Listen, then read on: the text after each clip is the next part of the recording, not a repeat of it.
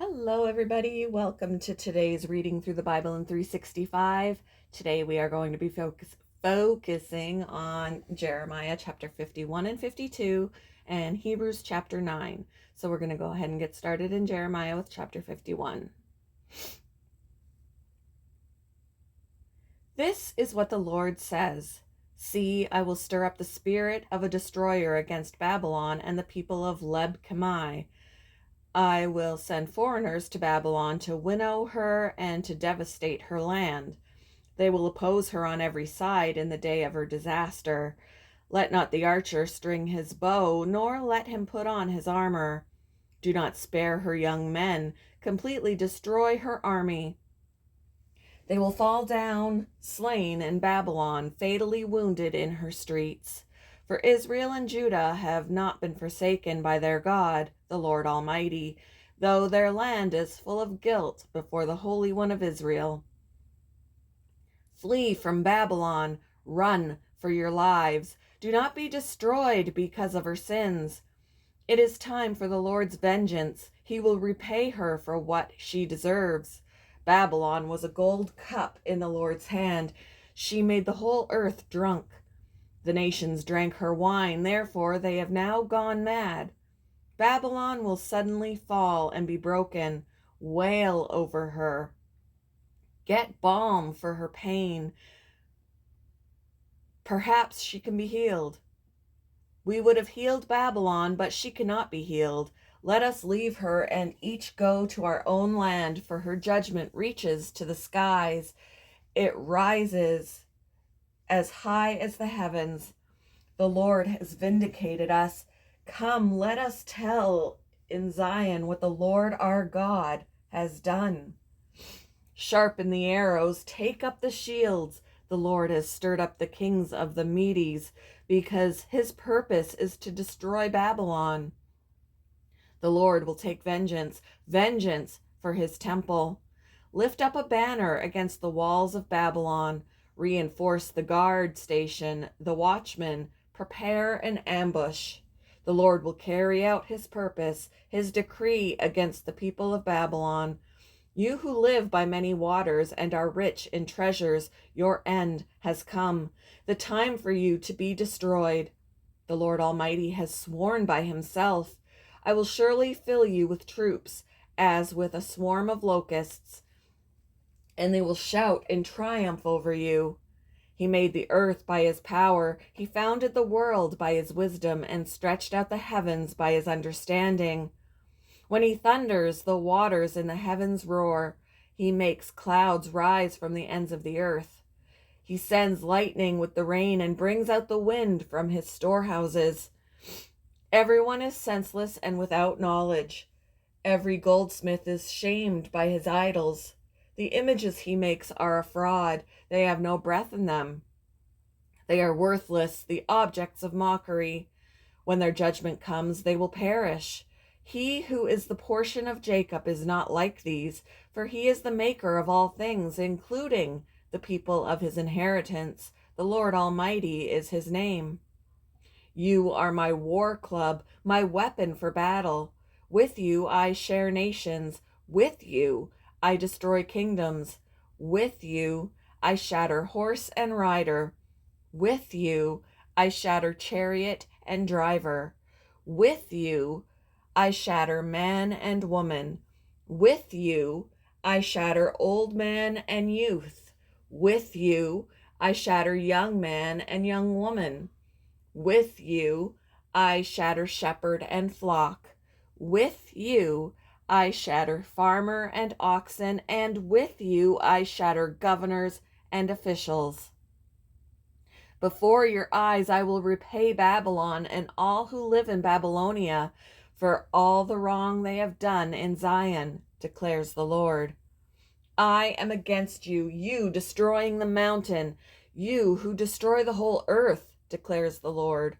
I will stretch out my hand against you, roll you off the cliffs, and make you a burned out mountain.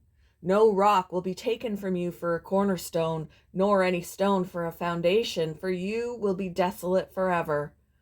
Lift up a banner in the land, Blow the trumpet among the nations. Prepare the nations for battle against her. Summon against her these kingdoms: Ararat, Minni, and Ashkenaz. Appoint a commander against her. Send up horses like a swarm of locusts. Prepare the nations for battle against her, the kings of the Medes, their governors and all their officials, and all the countries they rule. The land trembles and writhes, for the Lord's purposes against Babylon stand, to lay waste the land of Babylon so that no one will live there.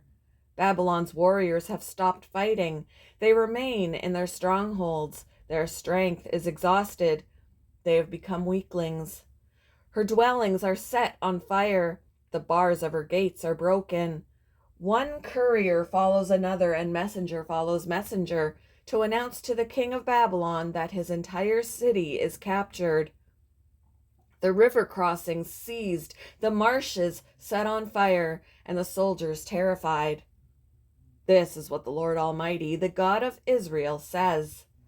Daughter Babylon is like a threshing floor. At the time it is trampled, the time to harvest her will soon come. Nebuchadnezzar, king of Babylon, has devoured us. He has thrown us into confusion. He has made us an empty jar. Like a serpent, he has followed us and filled his stomach with our delicacies, and then has spewed us out. May the violence done to our flesh be on Babylon, say the inhabitants of Zion. May our blood be on those who live in Babylonia, says Jerusalem. Therefore, this is what the Lord says. See, I will defend your cause and avenge you. I will dry up her sea and make her springs dry. Babylon will be a heap of ruins, a haunt of jackals, an object of horror and scorn, a place where no one lives. Her people all roar like young lions. They growl like lion cubs. But while they are aroused, I will set out a feast for them and make them drunk, so that they shout with laughter, then sleep forever and not awake, declares the Lord. I will bring them down like lambs to the slaughter, like rams and goats. How Shishak will be captured, the boast of the whole earth seized. How desolate Babylon will be among the nations. The sea will rise over Babylon. Its roaring waves will cover her. Her towns will be desolate, a dry and desert land, a land where no one lives, through which no one travels. I will punish Bel in Babylon and make him spew out what he has swallowed. The nations will no longer stream to him, and the wall of Babylon will fall. Come out of her, my people. Run for your lives. Run from the fierce anger of the Lord. Do not lose heart or be afraid when rumors are heard in the land. One rumor comes this year, another the next. Rumors of violence in the land and of ruler against ruler. For the time will surely come when I will punish the idols of Babylon. Her whole land will be disgraced, and her slain will all lie fallen within her. Then heaven and earth and all that is in them will shout for joy over Babylon, for out of the north destroyers will attack her, declares the Lord. Babylon must fall because of Israel's slain, just as the slain in all the earth have fallen because of Babylon. You who have escaped the sword, leave and do not linger. Remember the Lord in a distant land, and call to mind Jerusalem. We are disgraced, for we have been insulted, and shame covers our faces, because foreigners have entered the holy places of the Lord's house. But days are coming, declares the Lord, when I will punish her idols, and throughout her land the wounded will groan. Even if Babylon ascends to the heavens and fortifies her lofty stronghold, I will send destroyers against her, declares the Lord. The sound of a cry comes from Babylon, the sound of great destruction from the land of the Babylonians. The Lord will destroy Babylon. He will silence her noisy din. Waves of enemies will rage like great waters. The roar of their voices will resound. A destroyer will come against Babylon. Her warriors will be captured, and their bows will be broken. For the Lord is a God of retribution. He will repay in full. I will make her officials and wise men drunk. her governors, officers, and warriors as well. They will sleep forever and not awake, declares the King, whose name is the Lord Almighty. This is what the Lord Almighty says: Babylon's thick wall will be leveled, and her high gates set on fire. The peoples exhaust themselves for nothing. The nation's labor is only fuel for the flames. This is the message Jeremiah the prophet gave to the staff officer Seraiah. I don't know. I'm going to assume Seraiah. Son of Neriah, the son of Maaseiah, when he went to Babylon with Zedekiah, king of Judah, in the 4th year of his reign. Jeremiah had written on a scroll about all the disasters that would come upon Babylon, all that had been recorded concerning Babylon. He said to Seraiah, "When you get to Babylon, see that you read all these words aloud. Then say, Lord, you have said you will destroy this place so that neither people nor animals will live in it. It will be desolate forever. When you finish reading this scroll, tie a stone to it and throw it into the Euphrates. Then say, so will Babylon sink to rise no more because of the disaster I will bring on her, and her people will fall." The words of Jeremiah end here. Chapter 52. Zedekiah was 21 years old when he became king, and he reigned in Jerusalem 11 years. His mother's name was Hamutal, daughter of Jeremiah. She was from Libnah. He did evil in the eyes of the Lord, just as Jehoiakim had done. It was because of the Lord's anger that all this happened to Jerusalem and Judah, and in the end he thrust them from his presence. Now Zedekiah rebelled against the king of Babylon. So in the 9th year of Zedekiah's reign, on the 10th day of the 10th month, Nebuchadnezzar, king of Babylon, marched against Jerusalem with his whole army. They encamped outside the city and built siege works all around it. The city was kept under siege until the 11th year of King Zedekiah. By the 9th day of the 4th month, the famine in the city had become so severe that there was no food for the people to eat. Then the city wall was broken through, and the whole army fled. They left the city at night through the gate between the 2 walls near the king's garden, though the Babylonians were surrounding the city. They fled toward the Arabah, but the Babylonian army pursued King Zedekiah and overtook him in the plains of Jericho. All his soldiers were separated from him and scattered, and he was captured. He was taken to the king of Babylon at Riblah, in the land of Hamath, where he pronounced sentence on him. There at Riblah, the king of Babylon killed the sons of Zedekiah before his eyes. He also killed all the officials of Judah. Then he put out Zedekiah's eyes, bound him with bronze shackles, and took him to Babylon, where he put him in prison till the day of his death. On the 10th day of the 5th month, in the 19th year of Nebuchadnezzar, king of Babylon, Nebuzaradan, commander of the imperial guard, who served the king of Babylon, came to Jerusalem. He set fire to the temple of the Lord, the royal palace, and all the houses of Jerusalem. Every important building he burned down. The whole Babylonian army, under the commander of the imperial guard, broke down all the walls around Jerusalem. Nebuzaradan, the commander of the guard, carried into exile some of the poorest people and those who remained in the city, along with the rest of the craftsmen and all those who had deserted the king of Babylon.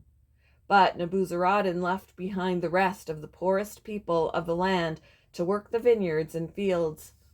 The Babylonians broke up the bronze pillars, the movable stands, and the bronze sea that were at the temple of the Lord, and they carried all the bronze to Babylon. They also took away the pots, shovels, wick trimmers, sprinkling bowls, dishes, and all the bronze articles used in the temple service. The commander of the imperial guard took away the basins, censers, sprinkling bowls, pots, lampstands, dishes, and bowls used for drink offerings, all that were made of pure gold or silver. The bronze from the 2 pillars, the sea, and the 12 bronze bulls under it, and the movable stands which King Solomon had made for the temple of the Lord was more than could be weighed. Each pillar was 18 cubits high and 12 cubits in circumference. Each was 4 fingers thick and hollow. The bronze capital on top of one pillar was 5 cubits high and was decorated with a network of pomegranates of bronze all around. The other pillar with its pomegranates was similar. There were 96 pomegranates on the sides. The total number of pomegranates above the surrounding network was 100. The commander of the guard took as prisoners Seraiah the chief priest, Zephaniah the priest next in rank, and the 3 doorkeepers. Of those still in the city, he took the officer in charge of the fighting men and 7 royal advisers. He also took the secretary, who was chief officer in charge of conscripting the people of the land, 60 of whom were found in the city. Nebuzaradan, the commander, took them all and brought them to the king of Babylon at Riblah. There at Riblah, in the land of Hamath, the king had them executed. So Judah went into captivity away from her land. This is the number of the people Nebuchadnezzar carried into exile. In the 7th year, 3,023 Jews. In Nebuchadnezzar's 18th year, 832 people from Jerusalem in his 23rd year, 745 Jews taken into exile by Nebuzaradan, the commander of the imperial guard. There were 4,600 people in all. In the 37th year of the exile of Jehoiachin, king of Judah, in the year Awel-Marduk became king of Babylon, on the 25th day of the 12th month, he released Jehoiachin, king of Judah, and freed him from prison. He spoke kindly to him and gave him a seat of honor, higher than those of the other kings who were with him in Babylon. So Jehoiachin put aside his prison clothes and for the rest of his life ate regularly at the king's table. Day by day, the king of Babylon gave Jehoiachin a regular allowance as long as he lived, till the day of his death.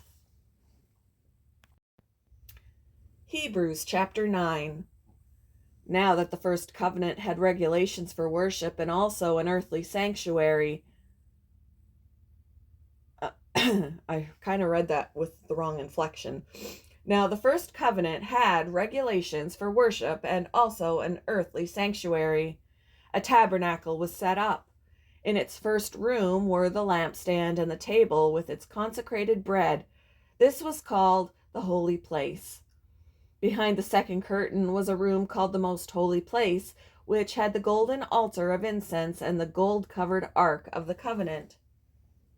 This ark contained the gold jar of manna, Aaron's staff that had budded, and the stone tablets of the covenant.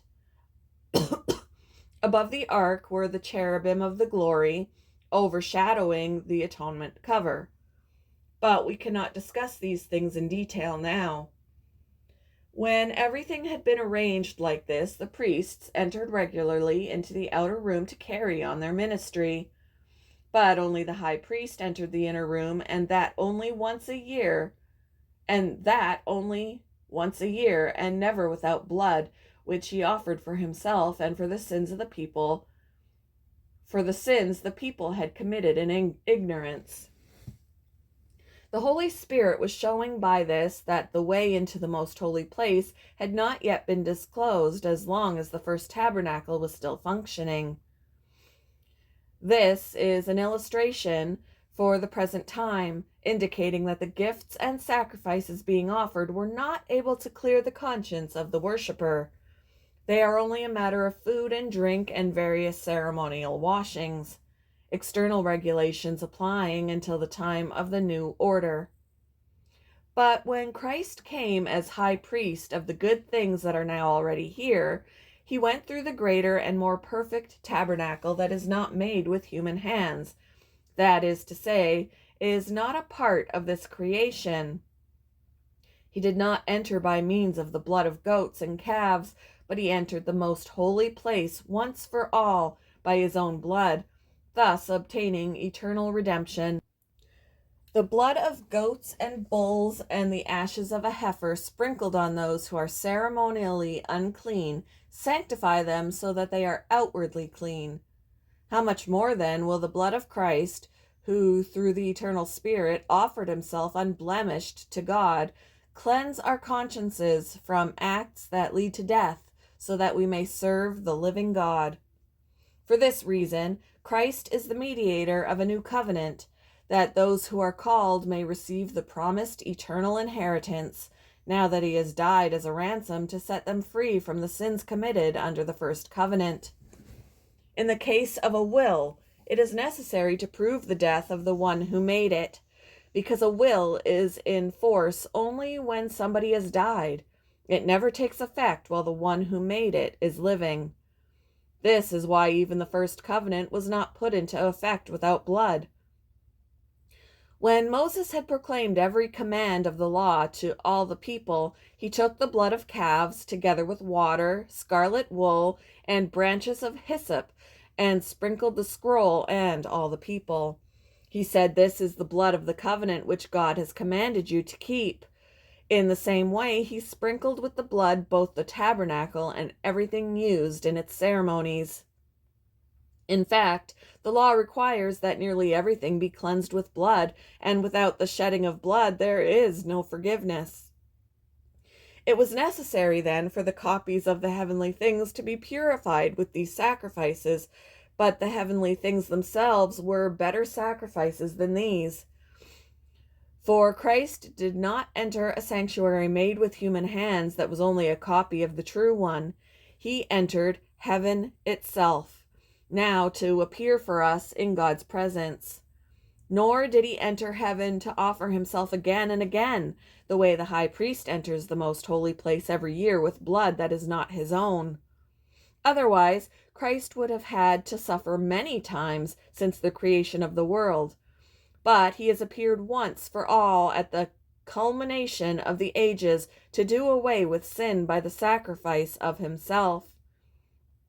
Just as people are destined to die once and after that to face judgment, so Christ was sacrificed once to take away the sins of many, and he will appear a second time, not to bear sin, but to bring salvation to those who are waiting for him. Thank you for joining me for today's reading through the Bible in 365. I hope you all have a wonderful Saturday, and I will see you in the next one, guys.